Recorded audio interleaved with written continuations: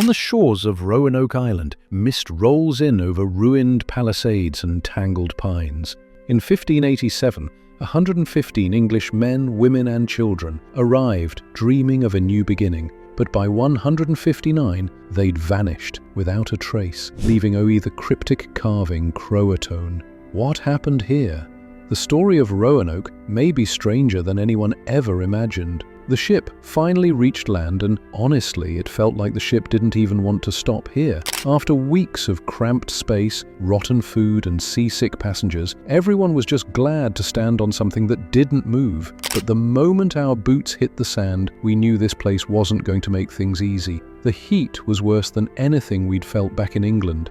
It didn't just sit on your skin, it wrapped around you, heavy and sticky. The trees looked like a wall, tall, packed close, and too quiet. Nothing about this land felt welcoming. Eleanor Dare stepped off the boat slowly, one hand on her pregnant belly. She looked tired and nervous, scanning the tree line like she was expecting something or someone to come out of it. She was close to birthing, and now she was expected to start a life here, in the middle of nowhere. Her father, Governor John White, wasted no time. He dropped to the ground and started sketching the area, like drawing the shoreline would somehow help us understand it. He didn't say much, just kept moving his pencil head down while everyone else stood around, unsure of what to do next. The mosquitoes were everywhere, big, loud, biting through clothes like they didn't care. Some people tried to swat them, others just gave up. Sweat rolled down our backs before we even finished unloading the supplies. Somewhere, beyond the trees, we heard sounds, maybe animals, maybe drums. No one wanted to ask. The locals, the Croatoans, were supposed to be nearby.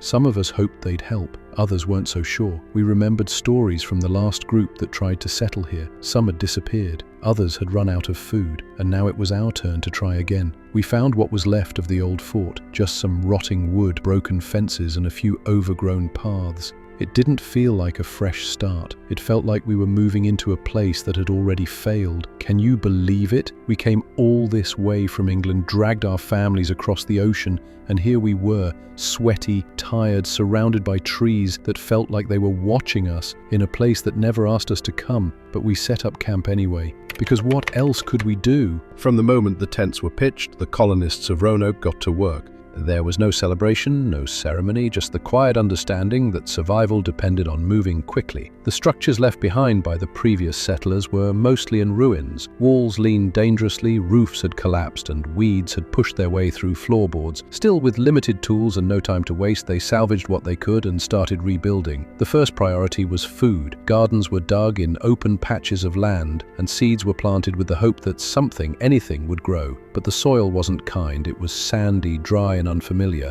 Many of the seeds spoiled before they even sprouted. Some grew only to wither under the harsh sunlight. People argued about where to plant, how deep to dig, and who had wasted what. Every small failure seemed to bring tempers closer to the edge. The supplies they'd brought from England weren't faring much better. The salted meat was beginning to spoil in the heat, and barrels of drinking water turned foul faster than expected. Rumors spread of people hiding rations, and soon quiet accusations became loud confrontations. Hunger and uncertainty made everyone more suspicious.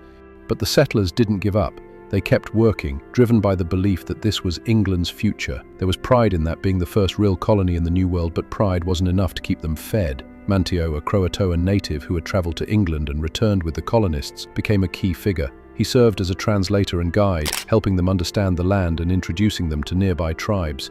Some interactions went well. A few small exchanges were made, tools for food, beads for herbs, but the relationships were fragile. Not all the local tribes were friendly. One Cheese, another native who had once traveled to England, had returned deeply mistrustful of the English. His people kept their distance, and when they did appear, their body language spoke volumes. There were no threats, no open hostility, but also no warmth. At night, the colony sat around fires, eating what little they had. Some sang songs from home, reminiscing, others talked about what they missed.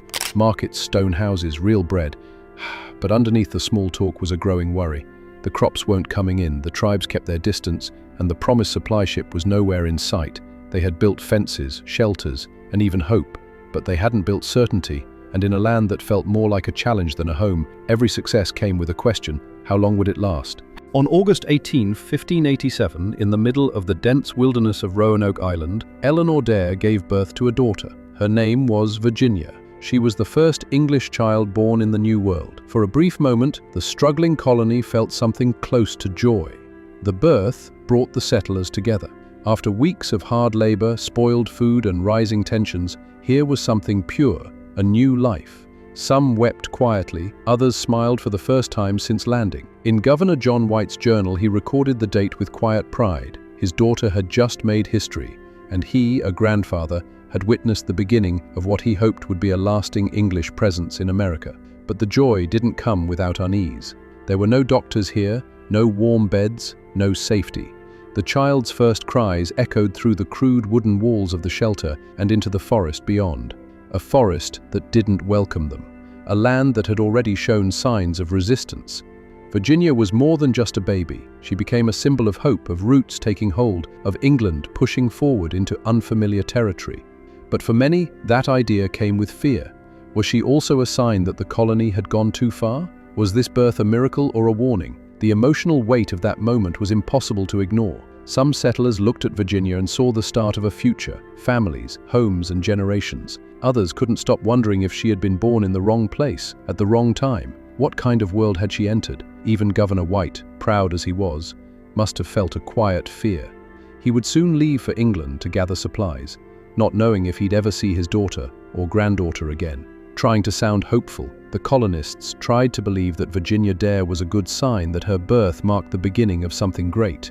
But deep down there was another question, one they didn't speak aloud but couldn't shake either. Was she a symbol or a target? The birth of Virginia Dare gave the colony a moment of hope, but it didn't solve their growing list of problems.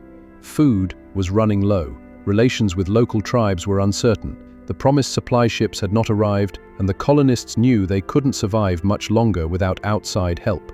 Governor John White, Virginia's grandfather, had no choice. As reluctant as he was, he would have to sail back to England to secure fresh supplies and reinforcements. The decision weighed heavily on him. He had just witnessed the birth of his granddaughter, England's first child in the New World, and now he was preparing to leave her behind in a place where danger lived in both the trees and the silence.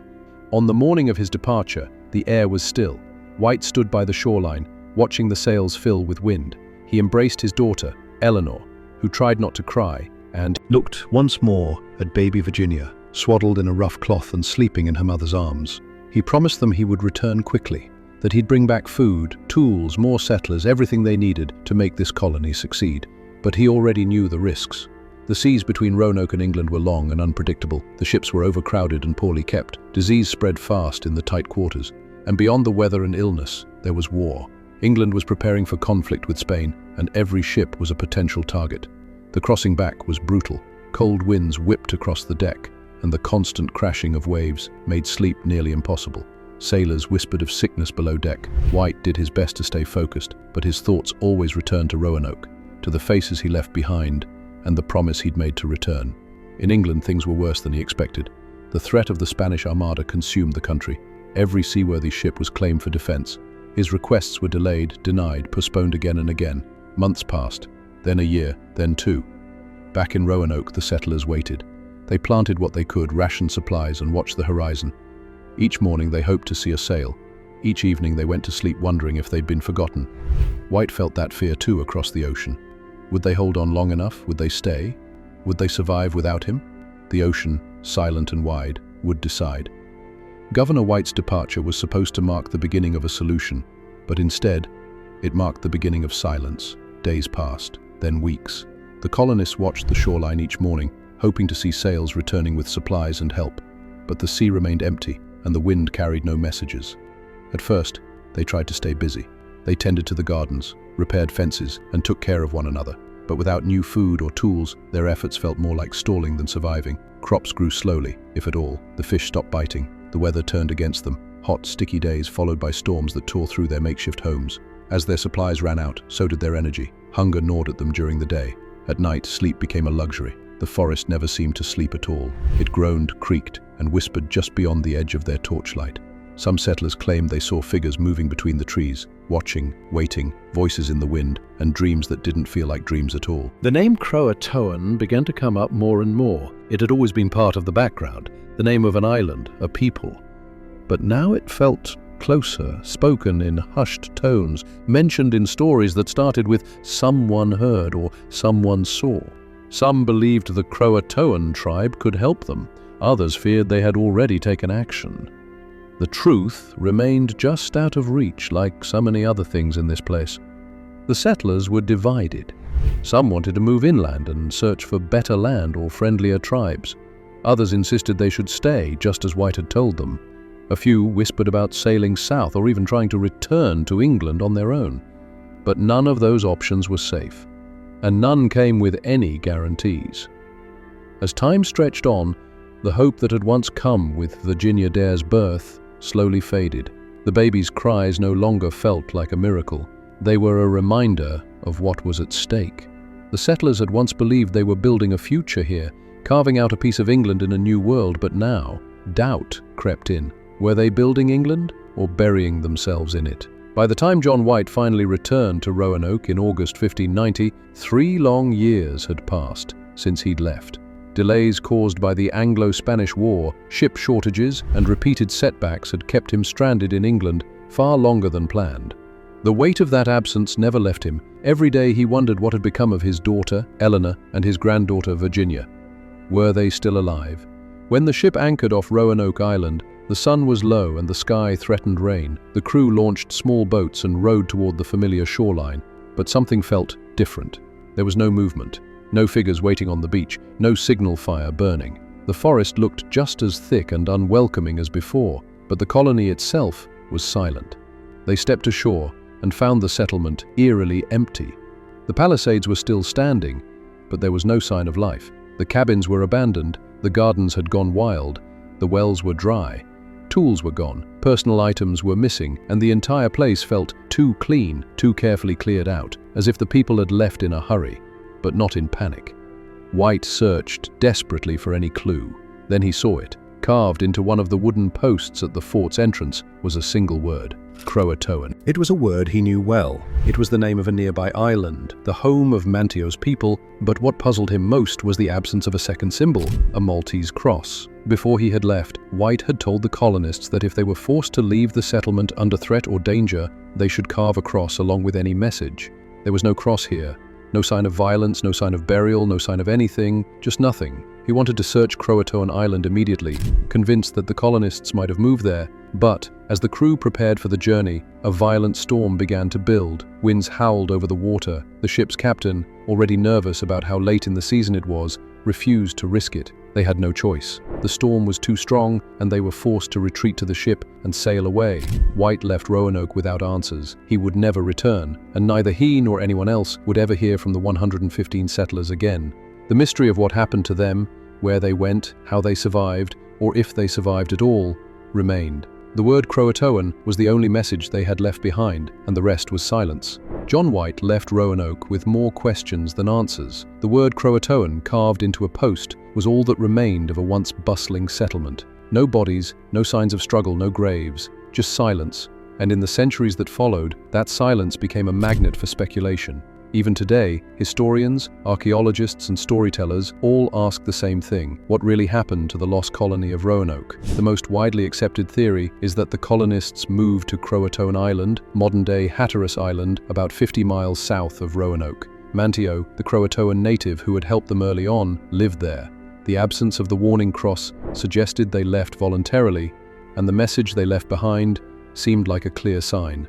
Supporting this theory, archaeologists have found European items, like a rapier hilt and bits of copper, that don't match native craftsmanship, buried at a site on Hatteras. It's possible the colonists simply assimilated into Mantio's tribe, but if so, why didn't anyone ever come forward?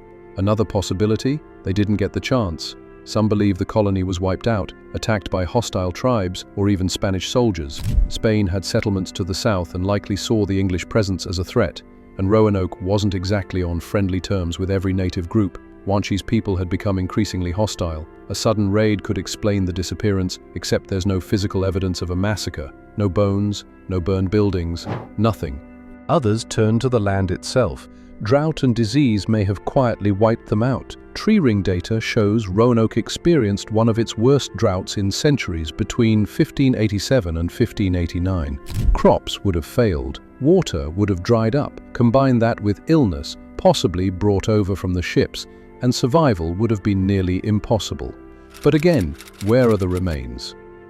Then there's the theory of migration inland. Over time, carved stones, known as the Dare stones, began surfacing in North Carolina and Georgia. Some of them claimed to be messages from Eleanor Dare, telling a tragic tale of disease, death, and movement deeper into the continent. Most historians consider these stones hoaxes, but even now some still wonder, could there be truth buried beneath the fakes? And then there's Site X, a location near the Chowan River that caught attention after researchers noticed a faint marking, almost like a patch, on an old map drawn by White himself. Excavations at the site have turned up pottery shards and metal tools that might date back to the time of the colony. Maybe a splinter group moved inland. Maybe they tried to rebuild far from the coast. Centuries later, the forest has grown back around Roanoke. Tourists visit, archaeologists dig, and historians write books. But still no final answer, just theories layered over more theories. If someone were to walk those woods today, they'd hear the same sounds the colonists did. Rustling trees, distant waves and birds overhead. They might pass mossy stumps where cabins once stood. They might step over the very ground where Virginia Dare took her first breath. Each theory offers a thread, but the full story remains untied. The colony is lost, but the mystery lives on. Among the many theories, one stands out not because it's the most dramatic, but because it may be the most human. As more time passes and more evidence surfaces, the idea that the colonists of Roanoke simply joined the Croatoan people has gained strength. And unlike the more mysterious or violent possibilities, this one leaves room for survival, adaptation, and something closer to peace. Recent excavations on Hatteras Island, once known as Croatoan, have uncovered intriguing artifacts that suggest English settlers may have lived among the native tribe. Researchers have found objects like fragments of guns, pieces of English ceramics, copper rings, and glass items that wouldn't have existed in native communities unless through direct contact or shared life. But even more telling is the discovery of ironworking debris called hammerscale, a clear sign that someone with English blacksmithing skills had set up shop in the area. These weren't just traded items, they were used, worn, and left behind in ways that point toward daily life, not distant exchange. The tools weren't treated as rare gifts, they were part of the routine. It suggests that some colonists didn't vanish into the wilderness or fall to violence, they just changed their way of life. The Croatoans were already familiar with the English. Manteo had traveled to England and returned, acting as a bridge between two worlds. If any tribe was likely to accept the colonists, it was his. And in times of desperation, after Governor White's departure, with supplies dwindling and no clear way out, choosing to join a nearby tribe might not have seemed like giving up. It might have been the smartest chance at survival. Archaeologists imagine what that life could have looked like. English settlers were adapting to new customs, learning native farming methods, and speaking new languages. Croatoan families incorporated iron tools into their daily routines, children raised with a mix of traditions, speaking both English and Algonquian, and eating from clay pots and copper bowls. Life on the island would have been hard, but maybe it was a life that worked. And yet, there's still no written record, no final confirmation, no journal left behind saying, "We are safe, we've joined them." Just scattered clues, broken tools, buried glass, and a single word carved into wood. Still, of all the theories, this one carries the most evidence and perhaps the most hope. Maybe they weren't lost. Maybe they were found by people who offered something better than survival alone. Not all disappearances end in tragedy.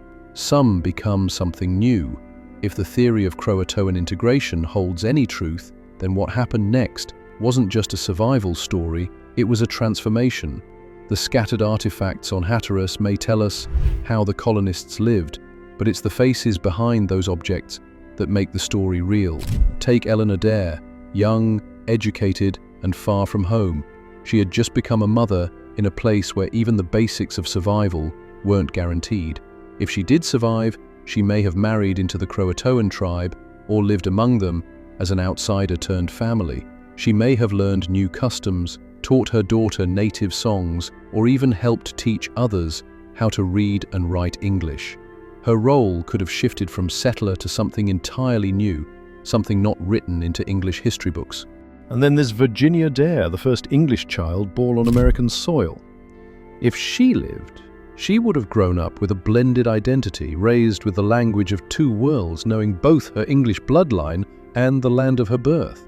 She might have worn beads and linen, heard Algonquian stories under the stars, and learned to live without ever knowing what it meant to be lost. John White, meanwhile, returned to England believing he had failed them both. Stranded by war and time, he never found out what happened to his daughter or granddaughter. His drawings survived, but his people didn't, and in his journals the heartbreak is quiet but heavy. He left behind not just a colony but a family. And at the center of it all stood Manteo, the Croatoan who had once traveled across the sea, sat with English nobility, and returned to guide a fragile colony. He became Lord of Roanoke by English declaration, but his real legacy may have been far deeper, quietly bridging the gap between two worlds. Over time, names may have been forgotten and identities may have blurred. The colonists who once called themselves English could have become something else entirely, not erased, but reshaped. Dreams of building a little piece of England might have faded, but in their place, something more adaptable may have taken root. The fears they brought with them of the forest, of the unknown, could have melted into the rhythms of a different life. One is not lost, just different. Long after the colony vanished, its absence left a powerful mark. The people were gone, but the questions they left behind followed every future English settlement in the New World. When the Jamestown colonists arrived in 1607, 2 decades after Roanoke, they came not only with dreams of gold and empire, but also a quiet mission to find out what happened to the first group. They questioned tribes. They searched maps. Some believed survivors might still be living somewhere, mixed among native communities, but no trace ever surfaced. Still, the story didn't fade. It became something else, a mystery that gripped generations. The word Croatoan turned into a symbol, not just of disappearance, but of unfinished history. Over time, the lost colony became part legend, part cautionary tale. In 1937, the story found new life, this time on stage. A massive outdoor drama titled The Lost Colony began playing every summer on Roanoke Island, not far from where the original settlement once stood. It featured actors portraying Eleanor Dare, John White, Manteo, and others, bringing their hopes and fears to life under open skies. To this day, is one of the longest-running outdoor plays in the United States. People still come, year after year, to watch the past unfold, part history, part imagination, entirely unresolved. Today, the site of Fort Raleigh stands quiet, with grassy mounds and trails weaving through trees. Tourists walk the grounds with pamphlets and questions. Some lean over wooden fences, peering into open patches of earth where archaeologists once dug. Markers explain what might have happened, but the truth still lies just out of reach. One can imagine standing there, where the Palisades once rose, and hearing not voices, but silence. Not answers, but the echo of lives cut short or swept away. The land holds no firm ending, only clues, scattered like breadcrumbs through time. The Roanoke settlers came to make history, and in a way they did, but not the kind they hoped for.